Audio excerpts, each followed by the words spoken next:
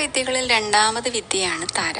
ജീവിതത്തിലെ സകല കഷ്ടപ്പാടുകളിൽ നിന്നും മനുഷ്യരെ തരണം ചെയ്യിക്കുന്ന കാരുണ്യമയിയായ അമ്മയാണ്. ജ്ഞാനം, വാക്ശക്തി, കവിത്വം, ഭോഗമോക്ഷസിദ്ധി, ശത്രു സംഹാരം, അങ്ങനെ എല്ലാ തരത്തിലും ഭക്തരെ സംരക്ഷിക്കുന്നവളാണ് താരാദേവി.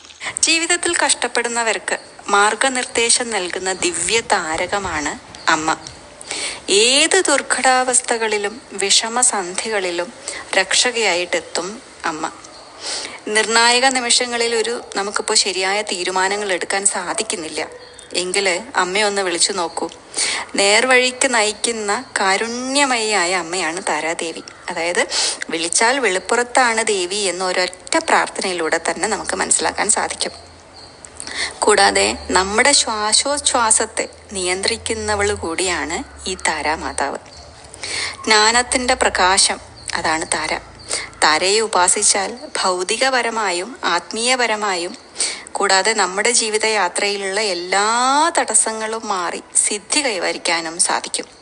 കാരണം സിദ്ധവിദ്യയും വാക്കാകുന്ന ശക്തിയും താര തന്നെയാണ്. താരാദേവിയുടെ പ്രധാന സാധകൻ വസിഷ്ഠ മഹർഷിയാണ്.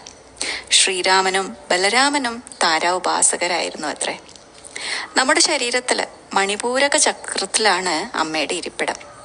ആത്മാഭിമാനം, വിവേകം, ആത്മവിശ്വാസം, ധൈര്യം ഇതൊക്കെ നിലകൊള്ളുന്നത് ഇവിടെയാണ്.